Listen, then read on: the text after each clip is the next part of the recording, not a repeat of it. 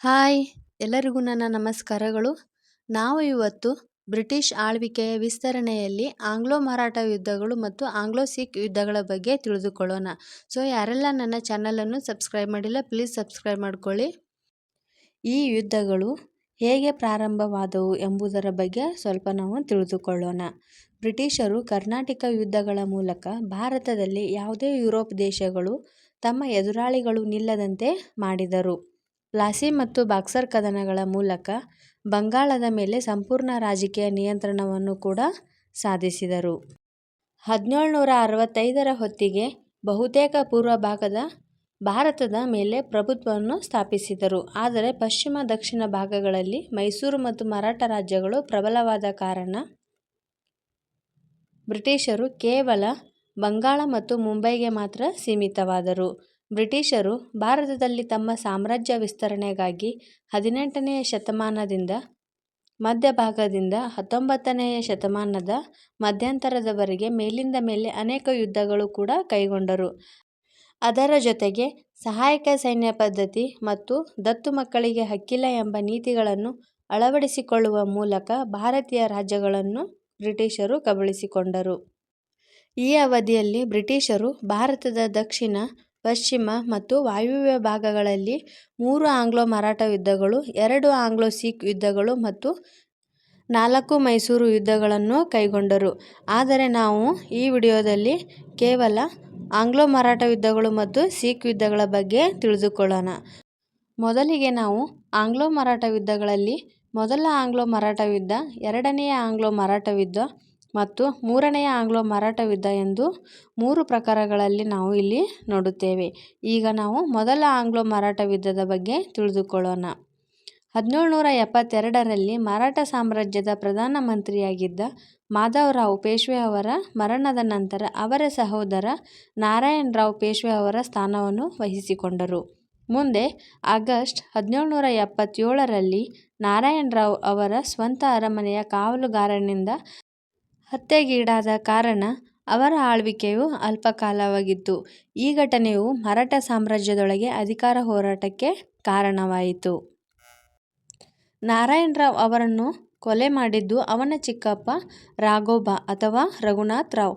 ಇದರಿಂದ ಪೇಶ್ವೆ ಸ್ಥಾನಕ್ಕೆ ಕಲಹ ಉಂಟಾಯಿತು. ಇಲ್ಲಿ ನಾರಾಯಣ್ ರಾವ್ ಅವರ ವಿಧವೆ ಗಂಗಾಬಾಯಿ ಸವಾಯಿ ಮಾಧವರಾವ್ ಎಂಬ ಮಗನಿಗೆ ಜನ್ಮ ನೀಡಿದರು.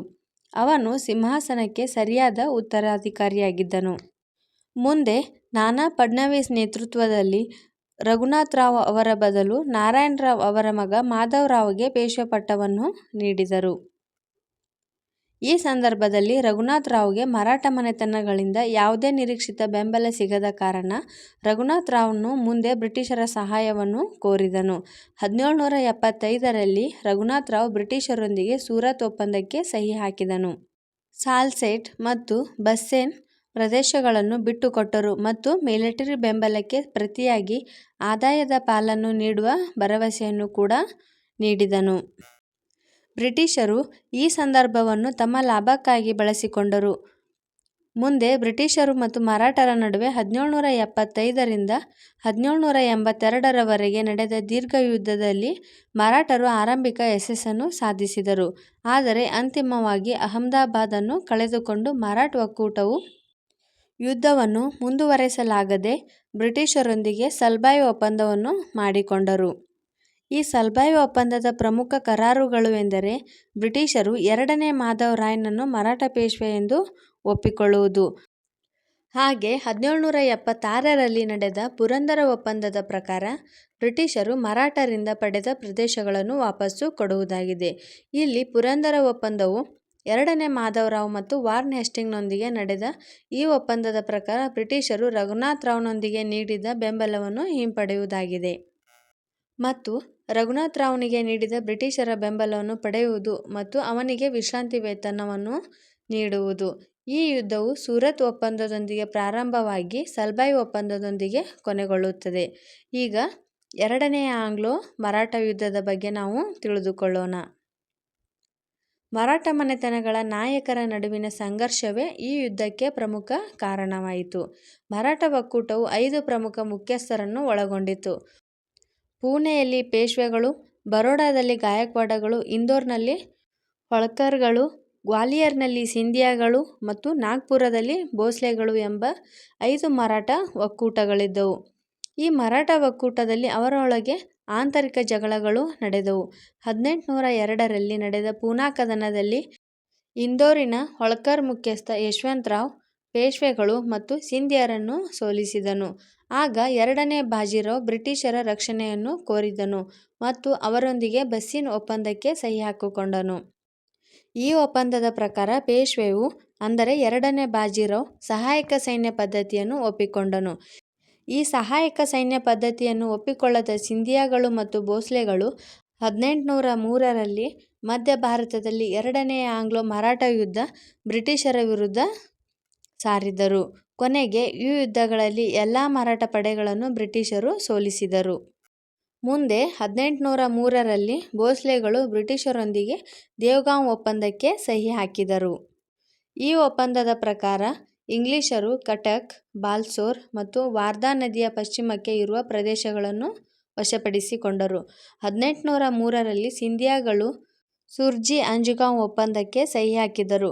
ಇದರ ಮೂಲಕ ಬ್ರಿಟಿಷರು ರೋಹ್ಟಕ್, ಗಂಗಾ ಯಮುನಾ, ದೋವಾಬ್, ಗುರ್ಗಾಂವ್, ದೆಹಲಿ, ಆಗ್ರಾ, ಬ್ರೋಚ್, ಗುಜರಾತಿನ ಕೆಲವು ಜಿಲ್ಲೆಗಳು, ಬುಂದೇಲ್ಖಂಡ್ನ ಕೆಲವು ಭಾಗಗಳು ಮತ್ತು ಅಹ್ಮದಾಬಾದ್ ಕೋಟೆಯ ಕೆಲವು ಪ್ರದೇಶಗಳನ್ನು ಪಡೆದುಕೊಂಡರು. ಕೊನೆಗೆ 1805ರಲ್ಲಿ ಹೋಳ್ಕರರು ರಾಜ್ಘಾಟ್ ಒಪ್ಪಂದಕ್ಕೆ ಸಹಿ ಹಾಕಿದರು. ಇದರ ಪ್ರಕಾರ ಟೋಂಕ್, ಬುಂಡಿ ಮತ್ತು ರಾಂಪುರವನ್ನು ಬ್ರಿಟಿಷರಿಗೆ ಬಿಟ್ಟುಕೊಟ್ಟರು. 2ನೇ ಆಂಗ್ಲೋ ಮರಾಠ ಯುದ್ಧದ ಪರಿಣಾಮವಾಗಿ ಮಧ್ಯ ಭಾರತದ ಹೆಚ್ಚಿನ ಭಾಗಗಳು ಬ್ರಿಟಿಷರ ನಿಯಂತ್ರಣಕ್ಕೆ ಒಳಪಟ್ಟವು. ಈಗ 3ನೇ ಆಂಗ್ಲೋ ಮರಾಠ ಯುದ್ಧದ ಬಗ್ಗೆ ತಿಳಿದುಕೊಳ್ಳೋಣ. ಮರಾಠ ಮನೆತನಗಳು ತಮ್ಮ ಘನತೆ ಮತ್ತು ಸ್ವಾತಂತ್ರ್ಯವನ್ನು ಉಳಿಸಿಕೊಳ್ಳಲು ಪ್ರಯತ್ನ ಮಾಡುತ್ತಿದ್ದರು. ಪೇಶ್ವೆ 2ನೇ ಬಾಜಿರಾವ್ ಕೂಡ ಬ್ರಿಟಿಷರ ನಿಯಂತ್ರಣದಿಂದ ಮುಕ್ತಗೊಳ್ಳಲು ಹವಣಿಸುತ್ತಿದ್ದನು. 1817ರಲ್ಲಿ ಪೇಶ್ವೆಯು ಪೂನಾದಲ್ಲಿ ಬ್ರಿಟಿಷರ ರೆಸಿಡೆನ್ಸಿಯ ಮೇಲೆ ದಾಳಿ ಮಾಡಿ ಅದನ್ನು ಸುಟ್ಟು ಹಾಕುತ್ತಾನೆ. ಇಲ್ಲಿಂದ 3ನೇ ಆಂಗ್ಲೋ ಮರಾಠ ಯುದ್ಧ ಆರಂಭವಾಗುತ್ತದೆ. ಅಂತಿಮವಾಗಿ ಪೇಶ್ವೆ 2ನೇ ಬಾಜಿರಾವ್ನು ಬ್ರಿಟಿಷರ ವಿರುದ್ಧ 1818ರಲ್ಲಿ ಕೋರೆಗಾಂವ್ ಮತ್ತು ಅಸ್ಟಿ ಯುದ್ಧಗಳಲ್ಲಿ ಸೋತು ಬ್ರಿಟಿಷರಿಗೆ ಶರಣಾಗುತ್ತಾನೆ. ಆಗ ಬ್ರಿಟಿಷರು ಪೇಶ್ವೆ ಪದವಿಯನ್ನು ರದ್ದುಗೊಳಿಸಿ 2ನೇ ಬಾಜಿರಾವ್ನಿಗೆ ವಿಶ್ರಾಂತಿ ವೇತನವನ್ನು ನೀಡುತ್ತಾರೆ. ಬದಲಿಗೆ ಶಿವಾಜಿ ವಂಶಸ್ಥನಾದ ಪ್ರತಾಪ್ ಸಿಂಹನನ್ನು ಒಂದು ಸಣ್ಣ ರಾಜ್ಯ ಸತಾರಾದಲ್ಲಿ ಪೇಶ್ವೆಯಾಗಿ ಮಾಡುತ್ತಾರೆ. ಈ ಮೂಲಕ ಮರಾಠರ ಸಾಂಪ್ರದಾಯಿಕ ಮುಖಂಡನಾಗಿಸುವ ಮೂಲಕ ಮರಾಠರ ಪ್ರತಿರೋಧವನ್ನು ಬ್ರಿಟಿಷರು ನಿಗ್ರಹಿಸುತ್ತಾರೆ. ಕೊನೆಗೆ ಎಲ್ಲ ಮರಾಠರು ಸಹಾಯಕ ಸೈನ್ಯ ಪದ್ಧತಿಯನ್ನು ಒಪ್ಪಿಕೊಳ್ಳುತ್ತಾರೆ.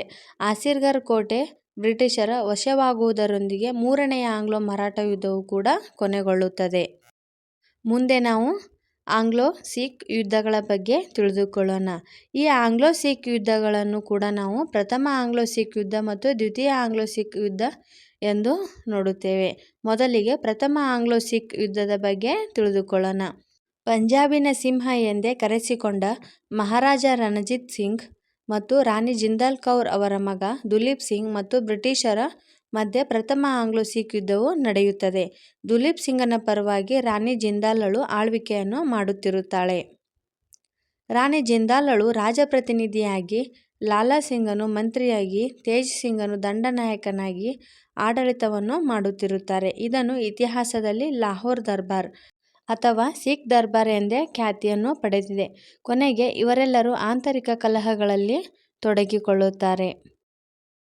ಸಿಖ್ ದರ್ಬಾರ್ ಮತ್ತು ಈಸ್ಟ್ ಇಂಡಿಯಾ ಕಂಪನಿಯ ನಡುವಿನ ಪರಸ್ಪರ ಬೇಡಿಕೆಗಳು ಮತ್ತು ಆರೋಪಗಳ ನಂತರ ರಾಜತಾಂತ್ರಿಕ ಸಂಬಂಧಗಳು ಮುರಿದು ಬೀಳುತ್ತವೆ. ಈಸ್ಟ್ ಇಂಡಿಯಾ ಕಂಪನಿಯ ಸೈನ್ಯವು ಫಿರೋಜ್ಪುರದ ಕಡೆಗೆ ಮೆರವಣಿಗೆ ನಡೆಸಲು ಪ್ರಾರಂಭಿಸುತ್ತದೆ. ಇದಕ್ಕೆ ಪ್ರತಿಯಾಗಿ ಸಿಖ್ ಸೇನೆಯು ಡಿಸೆಂಬರ್ 11, 1845ರಂದು ಸಟ್ಲೆಜ್ ನದಿಯನ್ನು ದಾಟಲು ಪ್ರಾರಂಭಿಸುತ್ತಾರೆ. ಸಿಖ್ಖರು ನದಿಯ ಪೂರ್ವ ಭಾಗದಲ್ಲಿರುವ ಸಿಖ್ಖರ ಆಸ್ತಿಗಳಿಗೆ ಮಾತ್ರ ಸ್ಥಳಾಂತರಗೊಳ್ಳುತ್ತಿದ್ದೇವೆ ಎಂದು ಹೇಳಿಕೊಂಡರು. ಆದರೆ ಈ ಕ್ರಮವನ್ನು ಬ್ರಿಟಿಷರು ಸ್ಪಷ್ಟವಾಗಿ ಪ್ರತಿಕೂಲವೆಂದು ಪರಿಗಣಿಸಿ ಸಿಖ್ಖರ ವಿರುದ್ಧ ಯುದ್ಧವನ್ನು ಘೋಷಿಸುತ್ತಾರೆ. ಆದರೆ ಈ ಯುದ್ಧದಲ್ಲಿ ಬ್ರಿಟಿಷರು ಸಿಖ್ಖರನ್ನು ಸೋಲಿಸುತ್ತಾರೆ. ಮುಂದೆ ಸಿಖ್ ನಾಯಕ ರಾಂಜೋರ್ ಸಿಂಗ್ನನ್ನು 1846ರಲ್ಲಿ ಬ್ರಿಟಿಷ್ ದಂಡನಾಯಕ ಹೆನ್ರಿ ಸ್ಮಿತನು ಅಲಿವಾಲ್ ಅಥವಾ ಲೂಧಿಯಾನ ಕದನದಲ್ಲಿ ಸೋಲಿಸುತ್ತಾನೆ. ಮೊದಲ ಆಂಗ್ಲೋ-ಸಿಖ್ ಯುದ್ಧವು ಸಿಖ್ ಸಾಮ್ರಾಜ್ಯದ ಭವಿಷ್ಯವನ್ನು ಮತ್ತು ಬ್ರಿಟಿಷ್ ಈಸ್ಟ್ ಇಂಡಿಯಾ ಕಂಪನಿಯೊಂದಿಗಿನ ಸಂಬಂಧವನ್ನು ರೂಪಿಸಿದ 2 ಪ್ರಮುಖ ಒಪ್ಪಂದಗಳೊಂದಿಗೆ ಮುಕ್ತಾಯವಾಗುತ್ತದೆ. ಒಂದು ಲಾಹೋರ್ ಒಪ್ಪಂದ ಮತ್ತು ಬೈರೋವಾಲ್ ಒಪ್ಪಂದ. ಮೊದಲು ಲಾಹೋರ್ ಒಪ್ಪಂದದ ಬಗ್ಗೆ ತಿಳಿದುಕೊಳ್ಳೋಣ. ಲಾಹೋರ್ ಒಪ್ಪಂದಕ್ಕೆ 1846 ಮಾರ್ಚ್ 9ರಂದು ಸಹಿ ಹಾಕಲಾಯಿತು. ಈ ಒಪ್ಪಂದದ ಪ್ರಕಾರ ಬಿಯಾಸ್ ನದಿ ಮತ್ತು ಸಟ್ಲೆಜ್ ನದಿಯ ನಡುವೆ ಇರುವ ಭೂಪ್ರದೇಶವನ್ನು ಬ್ರಿಟಿಷರಿಗೆ ಬಿಟ್ಟುಕೊಡಬೇಕು ಮತ್ತು ಬ್ರಿಟಿಷರಿಗೆ 1.5 ಮಿಲಿಯನ್ ಪೌಂಡ್ಗಳ ಬೃಹತ್ ಯುದ್ಧ ಪರಿಹಾರವನ್ನು ಪಾವತಿಸುವುದು ಆಗಿದೆ. ಎರಡನೆಯದಾಗಿ ಬೈರೋವಾಲ್ ಒಪ್ಪಂದ. ಡಿಸೆಂಬರ್ 26, 1846ರಲ್ಲಿ ಬೈರೋವಾಲ್ ಒಪ್ಪಂದಕ್ಕೆ ಸಹಿ ಹಾಕಲಾಯಿತು. ಈ ಒಪ್ಪಂದದ ಪ್ರಕಾರ ಬ್ರಿಟಿಷ್ ರಕ್ಷಣೆಯಲ್ಲಿ ಸಿಖ್ ಸಿಂಹಾಸನದ ಯುವ ಉತ್ತರಾಧಿಕಾರಿಯಾಗಿ ಮಹಾರಾಜ ದುಲೀಪ್ ಸಿಂಗನನ್ನು ಮಾಡಿದರು ಮತ್ತು ಪಂಜಾಬಿನಲ್ಲಿ ಕೆಲವು ಬ್ರಿಟಿಷ್ ರೆಸಿಡೆನ್ಸಿಗಳನ್ನು ಕೂಡ ಸ್ಥಾಪಿಸಿದರು. ಈಗ ದ್ವಿತೀಯ ಆಂಗ್ಲೋ-ಸಿಖ್ ಯುದ್ಧದ ಬಗ್ಗೆ ತಿಳಿದುಕೊಳ್ಳೋಣ. ಎರಡನೆಯ ಆಂಗ್ಲೋ-ಸಿಖ್ ಯುದ್ಧವು ಸಿಖ್ ಸಾಮ್ರಾಜ್ಯ ಮತ್ತು ಈಸ್ಟ್ ಇಂಡಿಯಾ ಕಂಪನಿಯ ನಡುವೆ 1848ರಿಂದ 1849ರವರೆಗೆ ನಡೆದ ಮಿಲಿಟರಿ ಸಂಘರ್ಷವಾಗಿತ್ತು. ಇದು ಲಾರ್ಡ್ ಡಾಲ್ ಹೌಸಿ ಮತ್ತು ದುಲೀಪ್ ಸಿಂಗನ ನಡುವೆ ನಡೆದ ಯುದ್ಧವಾಗಿತ್ತು. ಸಿಖ್ಖರು ಲಾಹೋರ್ ಒಪ್ಪಂದವನ್ನು ಅವಮಾನ ಎಂದು ಭಾವಿಸಿದ್ದರು. 1846ರಲ್ಲಿ ಪಂಜಾಬಿನ ಮೇಲೆ ನೇರವಾಗಿ ಬ್ರಿಟಿಷರು ಆಳ್ವಿಕೆಯನ್ನು ಹೇರಲು ಹೊರಟಾಗ ಪಂಜಾಬಿಗಳು ಅದನ್ನು ಪ್ರತಿಭಟಿಸಿದರು. ಈ ಪ್ರತಿಭಟನೆಗಳ ನೇತೃತ್ವದಲ್ಲಿ ಚಟ್ಟರ್ ಸಿಂಗ್ ಅಟಾರಿವಾಲ್ ಮತ್ತು ಮೂಲ್ ರಾಜ್ ಅವರು ಕ್ರಮವಾಗಿ ಲಾಹೋರ್ ಮತ್ತು ಮುಲ್ತಾನ್ಗಳಲ್ಲಿ ಯುದ್ಧವನ್ನು ವಹಿಸಿಕೊಂಡರು. ಆದರೂ ಕೂಡ ಮತ್ತೆ ಪಂಜಾಬಿಗಳು ಈ ಯುದ್ಧದಲ್ಲಿ ಸೋಲುತ್ತಾರೆ. ಅಂತಿಮವಾಗಿ ಲಾರ್ಡ್ ಡಾಲ್ ಹೌಸಿ ಪಂಜಾಬನ್ನು ಬ್ರಿಟಿಷ್ ಸಾಮ್ರಾಜ್ಯದಲ್ಲಿ ವಿಲೀನಗೊಳಿಸುವ ಮೂಲಕ ಎರಡನೆಯ ಆಂಗ್ಲೋ-ಸಿಖ್ ಯುದ್ಧವು ಕೊನೆಗೊಳಿಸುತ್ತಾನೆ.